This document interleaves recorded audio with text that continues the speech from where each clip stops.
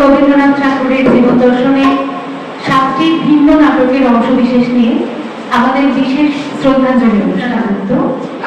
অংশগ্রহণে আমরা সাহিত্য সংস্কৃতি শিলং কেন্দ্রের সদস্যদের। প্রথমে থাকছে অর্থনায়কন নাটকের কিছু অংশ। গুরু একদা জ্ঞান চর্চার জন্য একটি আয়তন গড়ে দিয়ে গিয়েছিলেন। কারণক্রমে সেই আয়তন যখন সমস্ত সাধারণ মানুষের থেকে বিচ্ছিন্ন হয়ে আচার সর্বস্ব অচল আয়তনে পরিণত হয়েছে, তখন সেটি ভেঙে ফেলার প্রয়োজন দেখা দিয়েছে। সকলের প্রতি সমদর্শী গুরু, যিনি একই সঙ্গে সোমবংশদের রাধা ঠাকুর ও দর্ভদের গোসাই, তাদের সকলকে সঙ্গে নিয়ে যোদ্ধার দেশে অচল আয়তনের প্রাচীন থেকে প্রবেশ গুরু। তাই তো শুনছি তুমি আমাদের গুরু। হ্যাঁ, তুমি আমাকে চিনবে না, কিন্তু আমি তোমাদের গুরু। তুমি গুরু? তুমি আমাদের সমস্ত নিয়ম লঙ্ঘন করে এ কোন পথে দিয়ে তোমাকে কে মানবে? আমাকে মানবে না জানি, কিন্তু আমি তোমাদের গুরু। তুমি গুরু? তবে এই শত্রু দেশে গেছে। এই তো আমার গুরুর বেশ। তুমি যে আমার সঙ্গে লড়াই করবে, সেই লড়াই আমার গুরুর অভ্যর্থনা। কেন তুমি আমাদের প্রাচীর ভেঙে দিয়ে কোথাও তোমার গুরুর পথ প্রবেশের পথ রাখো? তুমি কি মনে করেছো তুমি অস্ত্র হাতে করে এসেছো বলে আমি তোমার কাছে হার মানবো? না, এখনই না, কিন্তু দিনে দিনে হার মানতে হবে, পদে পদে। আমাকে নিরস্ত্র দেখে ভাবছো আমি তোমাকে আঘাত করতে পারিনি? আঘাত করতে পারো, কিন্তু আহত করতে পারো। আমি যে তোমার গুরু। উপাধ্যায়, তোমরা একে প্রণাম করবে নাকি? দয়া করে উনি যদি আমাদের প্রণাম গ্রহণ করেন তাহলে প্রণাম করব বই, তা হইলে যে না, আমি তোমাকে প্রণাম করব না। আমি তোমার প্রণাম গ্রহণ করব না, আমি তোমাকে প্রণত করব। তুমি আমাদের পূজা দিতে আসনি। আমি তোমাদের পূজা নিতে আসিনি, অপমান নিতে এসেছি। তোমার পশ্চাতে অস্ত্রধারী এ কারা? এরা আমার অনুবর্তী, এরা সোমপাংশু। এরাই তোমার অনুবর্তী? হ্যাঁ। এই মন্ত্রহীন কর্মকাণ্ডহীন ম্লেচ্ছ দল। এসো তো, তোমাদের মন্ত্র এদের শুনিয়ে দাও। এদের কর্মকাণ্ড কি কর্ম তাও ক্রমে দেখতে পারো। যিনি সকল কাজের কাজী, ওরা কাজের কাজের সঙ্গী, যার নানা রঙের রঙ্গ, ওরা তারই রথের রঙ্গী। যিনি সকল কাজের কাজী, ওরা কাজের কাজের সঙ্গী, যার নানা রঙের রঙ্গ, ওরা তারই রথের রঙ্গী। যিনি সকল কাজের কাজী, তার বিপুল ছন্দে ছন্দে মোরা যাই চলে আনন্দে, তার বিপুল ছন্দে ছন্দে মোরা যাই চলে আনন্দে। তিনি যেমনি বাজান বেরি মোদে তেমনি নাচের ভঙ্গি। তিনি সকল কাজের কাজী, মোরা তারই কাজের সঙ্গী, যার নানা রঙের রঙ্গ, মোরা তারই রসের রঙ্গী। মরণ খেলায় মোরা মিলে কালি বেড়ায়, এই গান মরণ খেলায় মোরা মিলে কালি বেড়ায়। এই দুঃখ সুখের জীবন মোদের কালি খেলার ভঙ্গি। ওরে ডাকেন যিনি রবে, তার জন্ম মন্ত্র রবে। ওরে ডাকেন যিনি রবে, তার জন্ম মন্ত্র রবে। ছুটি পথের কাটা আয়ে দোলে সবার যিনি ভঙ্গি, তিনি সকল কাজের কাজী, মোরা কাজের কাজের সঙ্গী, যার নানা রঙের রঙ্গ, মোরা তারই রসের রঙ্গী। তিনি সকল কাজের কাজী। দ্বিতীয় পর্বে থাকছে নাটক শারদ উৎসবের কিছু অংশ। শারদ উৎসবের ছুটিতে সন্ন্যাসী ও ঠাকুরদাদার সঙ্গে ছেলের দল বেরিয়েছে উৎসব করতে। কিন্তু উৎসব তো শুধু হাসি খেলা মজা মাত্র নয়, তার মধ্যেও কাজ আছে, দিন সত্যের তাগিদ আছে, কিছু দুঃখও আছে অনিবার্যভাবে। আহ, ও ছেলেটি কে? গাছের তলায় এমন দিনে পুঁথির মধ্যে ডুবে রয়েছে। উপনন্দ, ভাই উপনন্দ, এসো ভাই, আমরা সন্ন্যাসী ঠাকুরের চেলা খেলেছি, তুমিও চলো আমাদের সঙ্গে, তুমি হবে সর্দার চেলা। না ভাই, আমার কাজ আছে। কিচ্ছু চেলা নেই, তুমি এসো। আমার পুতুই রোপণ করতে অনেকখানি বাকি আছে। বাছা, তুমি কি কাজ করছো? আজ তো কাজের দিন না। আজ ছুটির দিন, কিন্তু আমার ঋণ আছে, শোধ করতে হবে, তাই আজ কাজ করছি। উপনন্দ, জগতে তোমার আবার ঋণ কিসের ভাই? ঠাকুর দাদা, আমার প্রভু মারা গিয়েছে, তিনি লক্ষেশ্বরের কাছে ঋণী। সেই ঋণ আমি পুঁথি লিখে শোধ দেব। হায় হায়, তোমার মতো কাঁচা বয়সের ছেলেকেও ঋণ শোধ করতে হয়, আর এমন দিনেও ঋণ শোধ? ওই ছেলেটিই তো আজ সারদার বড় পুত্র হয়ে তারপর উজ্জ্বল করে বসেছে। তিনি তার আকাশের সমস্ত সোনার আলো দিয়ে ওকে বুকে চেপে ধরেছেন। আহা, আজ এই বালকের ঋণ শোধের মতো এমন শুভ্র ফুলটি কি কোথাও ফুটেছে? যে দেখো তো। লেখো বাবা, তুমি লেখো, আমি দেখি। তুমি পংক্তির পর পংক্তি তুমি পংক্তির পর পংক্তি লিখছো, আর ছুটির পর ছুটি পাচ্ছ। তোমরা এত ছুটির আয়োজন আমি তো বন্ধ করতে পারবো না। দাও বাবা, একটা পুঁথি আমাকে দাও, আমিও লিখি, এবং দিনটা সার্থক হোক। আছে আছে, চশমাটা ক্যাকে আছে, আমিও বসে যাই না। ঠাকুর, আমরাও লিখবো, সে বেশ মজা হবে। হ্যাঁ হ্যাঁ, সে বেশ মজা হবে। বলো কি ঠাকুর, তোমাদের যে ভারী কষ্ট হবে। সেই জন্যই বসে গেছি। আজ আমরা সব মজা কষ্ট করে করব। কি বলো বাবা সকল? আজ একটা কিছু কষ্ট না করলে আনন্দ হচ্ছে না। হ্যাঁ হ্যাঁ, নইলে মজা কিসের? দাও দাও, আমাকেও একটা পুঁথি দাও। আমাকেও একটা দাও না। তোমরা পারবে তো? খুব পারবো, কেন পারবো না? শান্ত হবে না তো? কখনো না। খুব ধরে ধরে লিখতে হবে কিন্তু। তা বুঝি পারি নে? আচ্ছা তুমি দেখো। ভুল থাকলে চলবে না। কিচ্ছু ভুল থাকবে না। এ বেশ মজা হচ্ছে, পুঁথি শেষ করবো তবে ছাড়বো। নইলে ওঠা হবে না। কি বলো ঠাকুর, আজ লেখা শেষ করে দিয়ে তবে উপনন্দকে নিয়ে নৌকাবাস করতে যাব, বেশ মজা হবে। দুঃখ তো জগৎ ছেয়েই আছে, কিন্তু চারিদিকে চেয়ে দেখো না, টানাটানির তো কোনো চেহারা দেখা যায় না। তাই এই শরৎ প্রভাতের মান রাখবার জন্য আর একটা গান গাইতেই হবে। আর সোনার থালায় সাজাবো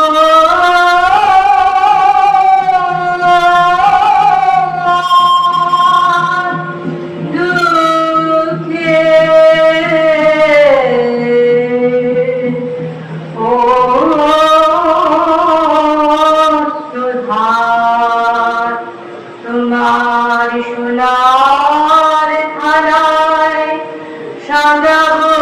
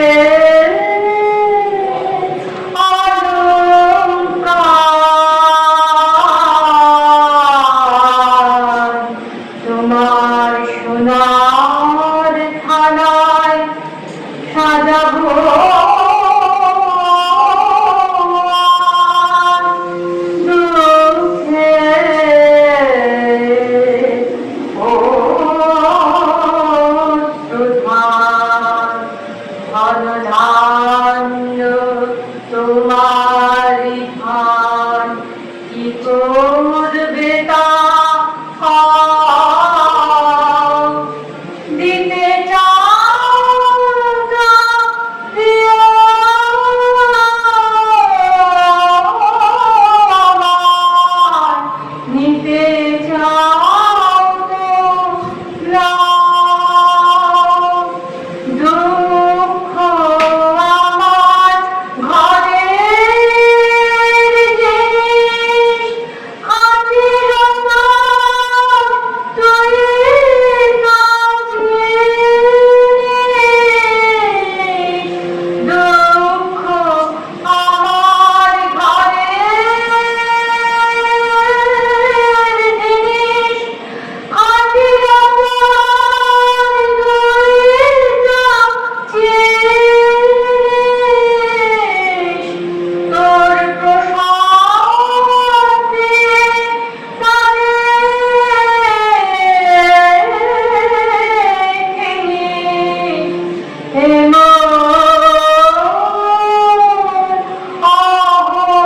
অহংকার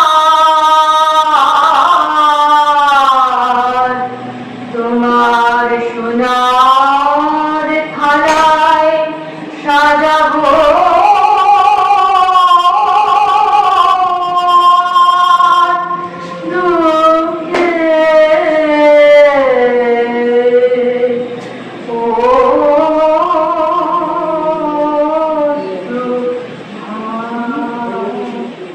এবার পরিবেশিত হবে মুক্তধারার কিছু অংশ।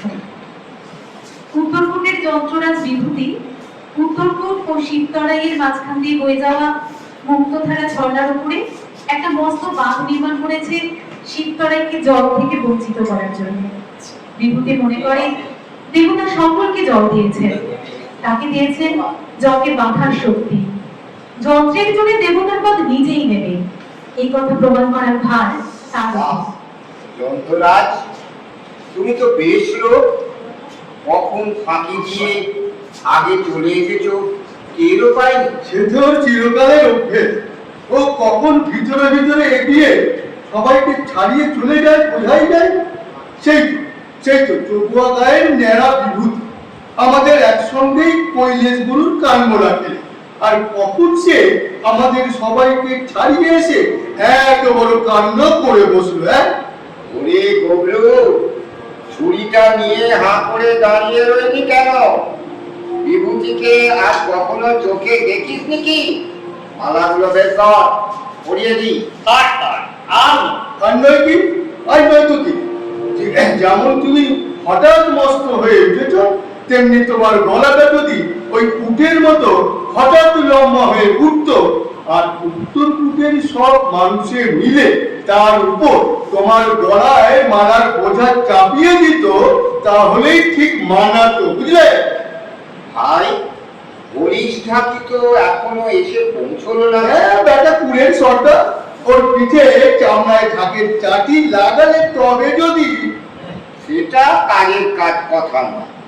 চাটি লাগাতে ওর হাত আমাদের চেয়ে অনেক মজবুত। হ্যাঁ, মনে করেছিল এই বিশালী সামন্তের রথটা চেনে আজ বিভূতি দাদার রথযাত্রা করা, কিন্তু রাজাই নাকি আজ পায়ে হেঁটে মন্দিরে যাবেন। এক কাজ করো, বিভূতিকে কাঁধে করে নিয়ে যায়। আরে করো কি করো কি? এই তো চাই উত্তর কূটের কোলে তোমার জন্ম, কিন্তু তুমি আর তার ধারে চেপে তোমার মাথা ওই সবাইকে ছাড়িয়ে গেছে। জয় যন্ত্ররাজ বিভূতি জয়, জয় যন্ত্ররাজ বিভূতি জয়, জয় যন্ত্ররাজ বিভূতি জয়।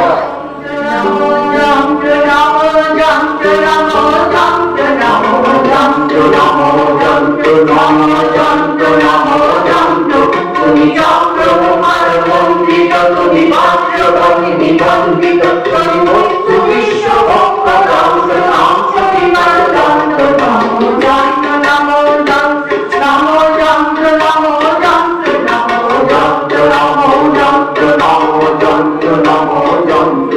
নবদীপ্ত অগ্নি সহস্র নিবিদিত বিজয় মন্ত্র, নবদীপ্ত অগ্নি সহস্র নিবিদিত বিজয় মন্ত্র। তব লৌহ মানব শরীর ধারণ আতর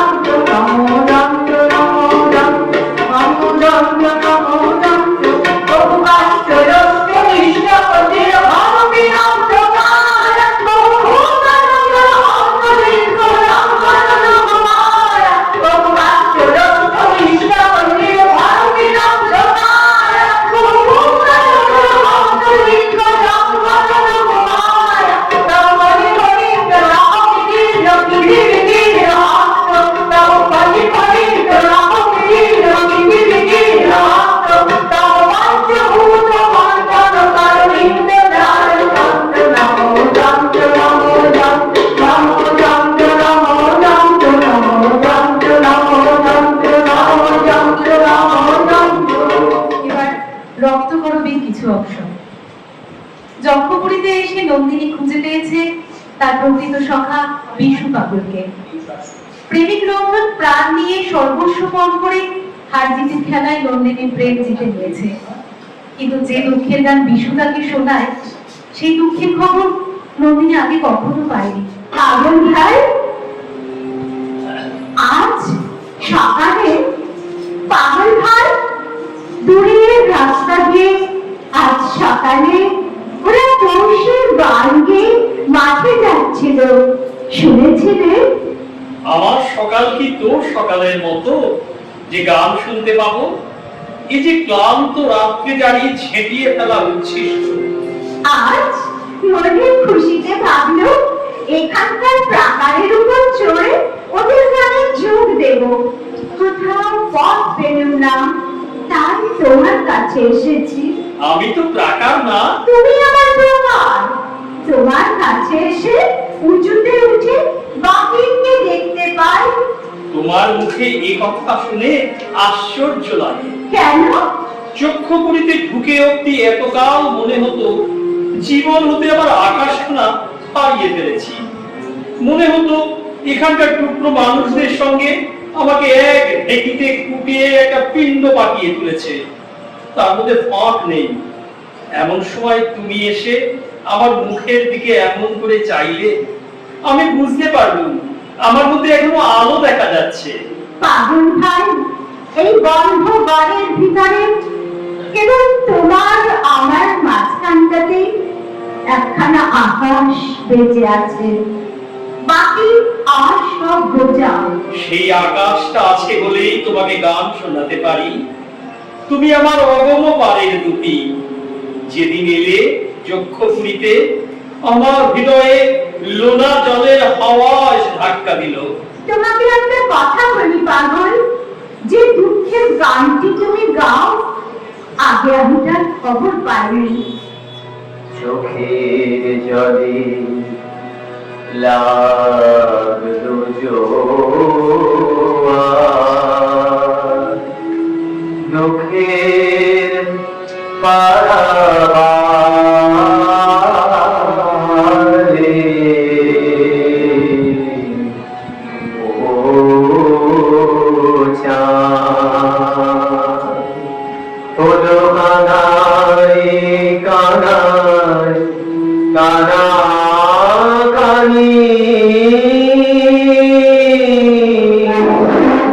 এপারে ওই পারে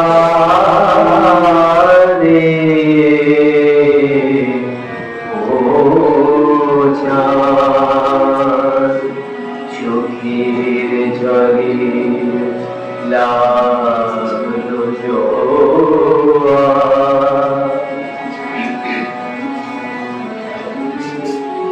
আমার তরি ছিল চেনার কুলে,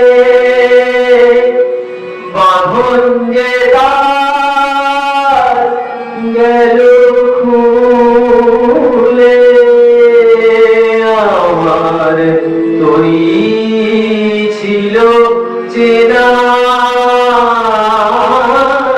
কুলে, বাঁধন যে তার গেল খুলে। তারে হাওয়ায় হাওয়ায় নিয়ে গেল কোন চেনার ধারে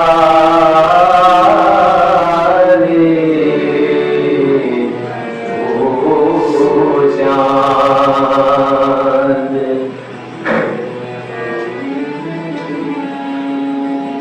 পথিক সবাই পেরিয়ে গেল ঘাটের কিনারাতে, আমি সে কোন আকুল আলোয় দিশাহারা রাতে, সেই পথ হারানোর অধীর টানে অকুলে আপনি টানে সেই পথ হারানোর অধীর টানে অকুলে আপনি টানে দিক ভোলাবার পাগল আমার আসে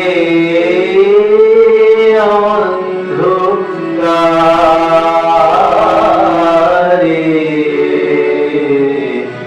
ও চাঁদ চাঁদের ঝরে লাগলো জোয়ার দুঃখের পারাবারে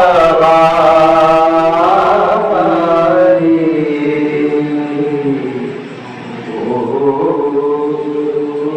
চাঁদ। এবার রাজা নাটকের কিছু অংশ।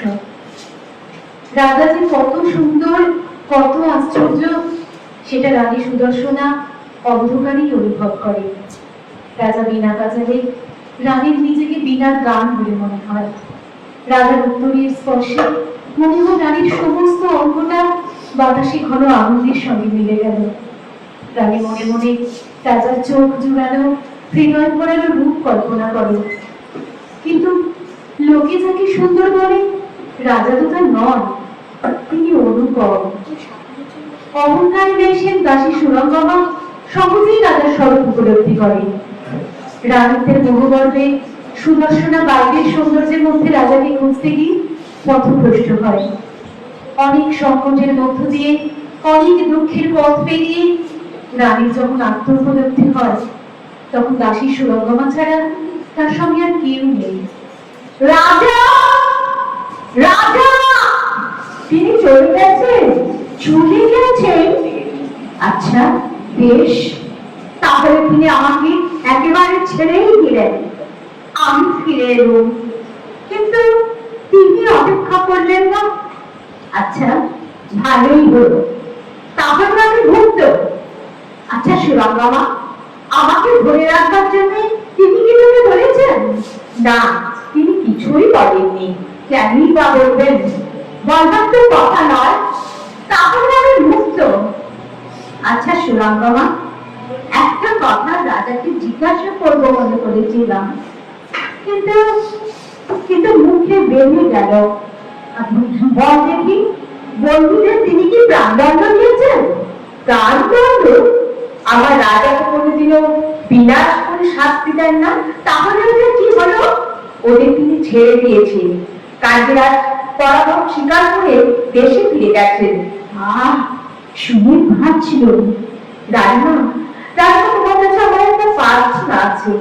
প্রার্থনা কি মুখে জানাতে হবে মনে করেছিস? রাজার কাছে থেকে এ পর্যন্ত আমি যত আভরণ পেয়েছি সব তোকে দিয়ে যাব। এই অলংকার আমাকে আর শোভা পায় না। মা, আমি তার দাসী, তিনি আমাকে নিরাবরণ করেই সাজিয়েছেন। সেই আমার অলংকার। লোকের কাছে গর্ব করে বলতে পারি এমন কিছুই তিনি আমাকে দেননি। তবে তুই কি চাস? আমি তোমার সঙ্গে যাব।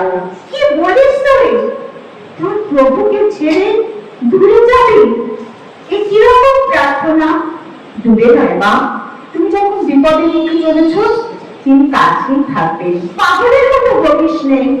আমি রোহিণীকে সঙ্গে দিতে চেয়েছিলাম, সে গেল না। তুই কোন সাহসে যেতে চাস? সাহস আমার নেই, শক্তিও আমার নেই, কিন্তু আমি যাব। সাহস আপনি আসবেন, শক্তিও হবে।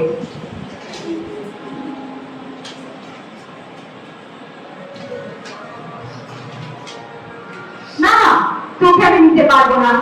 তোর কাছে থাকলে আমার মুখে আমার বড্ড গ্লানি হবে, সে আমি সইতে পারবো না। মা, তোমার সমস্ত ভালো মন্দ আর বুঝছি তোমাকে আমাকে বল করে রাখতে পারবে না, আমি যাবো। আমি তোমার প্রেমে হব সবার পরমুখী। আমি সকল রাগে হব রাখি পরমুখী। আমি তোমার প্রেমে হব সবার পরমুখী।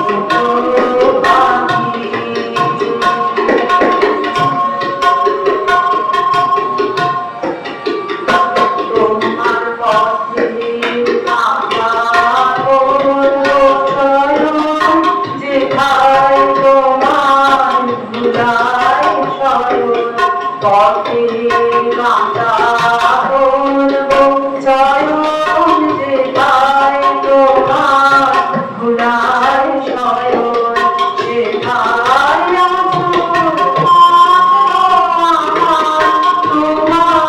রাগে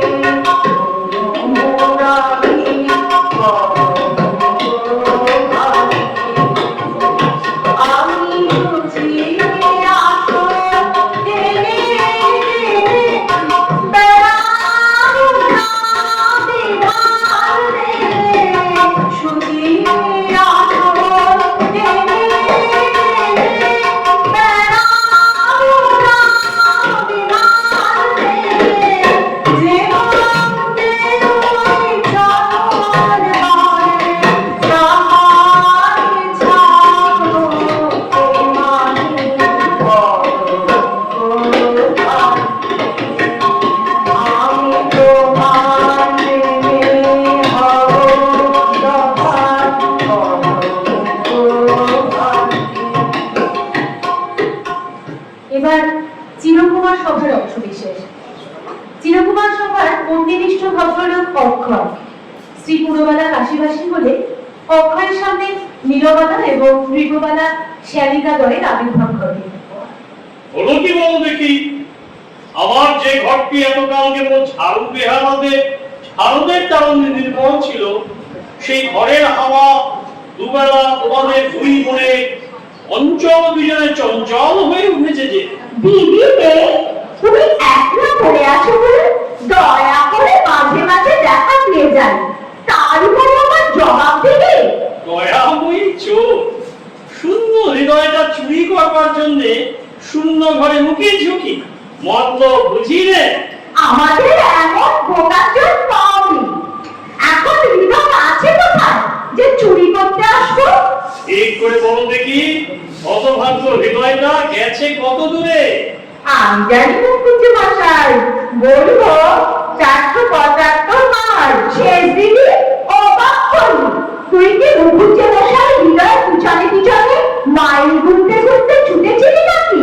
না ভাই, দিদি কাটি যাবার সময় টাইম টেবিলে মাইলটা দেখেছিলি। আচ্ছা মুখুজ্জে মশাই, এতক্ষণ তুমি এখানে বসে বসে কি করছিলে?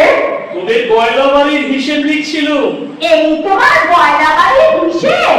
হিসেবের মধ্যে ক্ষীরনবনীর অংশটাই তো বেশি। না না, ওটা নিয়ে গোল করিস নে, আহা দিয়ে যা। নীলু ভাই, জানাস নে, চিঠিখানা ওকে ফিরিয়ে দে, ওখানে শাড়ির উপদ্রব সয়রা। কিন্তু মুখুজ্জে মশাই, তুমি দিদিকে চিঠিতে কি বলে সম্বোধন করো বলো না? রোজ নতুন সম্বোধন করে থাকি। আর কি করেছো বলো দেখি। শুনবে? তবে সখী শোনো, চঞ্চল চকিত চিত্ত চৌর কর চঞ্চু চুম্বিত চারু চন্দ্রিকর রুচির চির চন্দ্রিমা। চমৎকার চাকরি চাতুর্য। এর মধ্যে চৌর্য বৃত্তি নেই, চর্বিত চরবন শূন্য। আচ্ছা মুখুজ্জে মশাই, রোজ রোজ তুমি এরকম লম্বা লম্বা সম্বোধন রচনা করো, তাই বুঝি দিদিকে চিঠি লিখতে এত দেরি হয়? ওই জন্যই তো নৃপর কাছে আমার মিথ্যা কথা চলে না। ভগবান যে আমাকে সত্য সত্য বানিয়ে বলবার এমন অসাধারণ ক্ষমতা দিয়েছেন, সেটা দেখছি খাটাতে হলো না। অগ্নিপতির কথা বেদ বাক্য বলে বিশ্বাস করতে কোন মনুসংহিতায় লিখেছে বলো দেখি? রাগ করো না, শান্ত হও মুখুজ্জে মশাই, শান্ত হও। দাও, কিন্তু ভেবে দেখো আমি তোমার আধখানা কথা সিকি পয়সা বিশ্বাস করি নে, এতেও তুমি সান্ত্বনা দাও না। আচ্ছা মুখুজ্জে মশাই, সত্যি করে বলো, দিদির নামে তুমি কখনো কবিতা রচনা করেছো? একবার তিনি যখন অত্যন্ত রাগ করেছিলেন তখন তার স্তব রচনা করে গান গেয়েছিল। তারপরে তারপরে দেখলুম তাকে উল্টো করা হলো। বাতাস পেয়ে যেমন আগুন বেড়ে ওঠে তেমনি হলো। সেই অব্দি স্তব রচনা ছেড়েই দিয়েছে। ছেড়ে দিয়ে কেবল পয়লাবারে হিসেব দিচ্ছ? কি স্তব লিখেছিলে মুখুজ্জে মশাই, আমাদের শোনাও না। সাহস হয় না? শেষকালে আমার উপরওয়ালার কাছে রিপোর্ট করবি? না, আমরা দিদিকে বলে দেবো না। তবে অবধান করো। মনোমন্দির সুন্দরী, মন্দির গুঞ্জরী, মনোমন্দির সুন্দরী, মন্দির গুঞ্জরী, চল চঞ্চলা জল চঞ্চলা ওই মঞ্জুলা গুঞ্জরী, মনোমন্দির সুন্দরী, মন্দির গুঞ্জরী।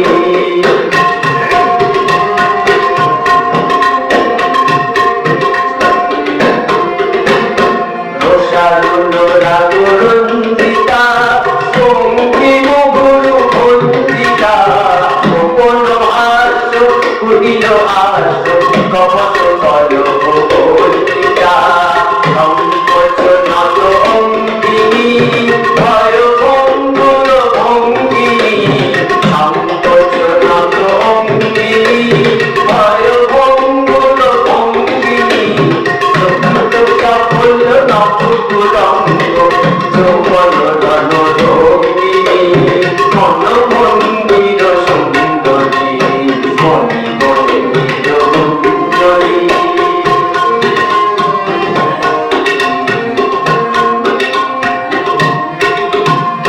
ওই খল ছল কুণ্ঠিতা মধুকর ফল কুণ্ঠিতা, ওই খল ছল কুণ্ঠিতা মধুকর ফল কুণ্ঠিতা, রুদ্ধ গগন ক্ষুব্ধ তপন কুণ্ঠিতা অবন কুণ্ঠিতা, চুম্বন ধন মঞ্চিনী দুরূহ পর্ব মঞ্চিনী, চুম্বন ধন মঞ্চিনী দুরূহ পর্ব মঞ্চিনী, রুদ্ধ কলক সঞ্চিত মধু মহিল কলক মঞ্চিনী, মনোমন্দির সুন্দরী, মণিমন্দির গুঞ্জরী। অনুষ্ঠানের শেষ পর্বে থাকছে ফাল্গুনী নাটকটির অংশবিশেষ। বিশ্বের মধ্যে বসন্তের যে লীলা, আমাদের প্রাণের মধ্যে যৌবনের সেই একই লীলা। বিশ্বকবির সেই গীতিকাব্য থেকে ভাবছড়ি করেই আমাদের রবি কবি ফাল্গুনী নাটকটি রচনা করেছেন। ফাগুনের গুণ আছে রে ভাই, গুণ আছে। বুঝলি কি করে? নইলে আমাদের এই দাদাকে বাইরে টেনে আনিয়ে কিসের চড়ে? তাই তো, বাবা আমাদের চৌপদী ছন্দের বোঝাই নৌকো। ফাগুনের গুণে বাধা পড়ে কাগজে কলমে উল্টো মুখে বুঝিয়ে চলেছে। বলে ফাগুনের গুণ নয় রে, আমি দাদার তুলোর কাগজে হলদে পাতাগুলো ওই পিয়ার বনের সবুজ পাতার মধ্যে লুকিয়ে রেখেছি। দাদা খুঁজতে বের হয়েছে। তুলোর কাগজগুলো গেছে, আপদ গেছে, কিন্তু দাদা সাদা চাদরটা তো কেড়ে দিতে হচ্ছে। তাই তো, আজ পৃথিবীর ধুলো মাটি পর্যন্ত শিউরে উঠেছে, আর এ পর্যন্ত দাদার গায়ে বসন্তের আমেজ লাগলো না। আহা কি মুশকিল, বয়স হয়েছে যে। পৃথিবীর বয়স অন্তত তোমার চেয়ে কম নয়, কিন্তু নবীন হতে ওর লজ্জা নেই। দাদা তুমি বসে বসে চৌপদী লেখো, আর এই যে দেখো সমস্ত জ্বর স্তর কেবল নবীন হওয়ার তপস্যা করছে। শোন তবে বলি, রে দাদা এবার চৌপদী বের করবে। একটু বুঝিয়ে দি। না, আমরা বুঝবো না, কোনো মতেই বুঝবো না। কার সাধ্য আছে আমাদের বোঝার? আমরা কিচ্ছু বুঝবো না বলে আজ বেরিয়ে পড়েছি। আজ কেউ যদি আমাদের জোর করে বোঝাতে চায় তাহলে আমরা জোর করে ভুল বুঝবো। তোরা অত ব্যস্ত হচ্ছিস কেন বলতো? বিশেষ কাজ আছে? বিশেষ কাজ অত্যন্ত জরুরি। কাজটা কি শুনি? বসন্তের ছুটিতে আমাদের খেলাটা কি হবে তাই খুঁজে বের করতে বেরিয়েছি। খেলা? আমাদের জানা যে কাজ জানিস নে কি ভাই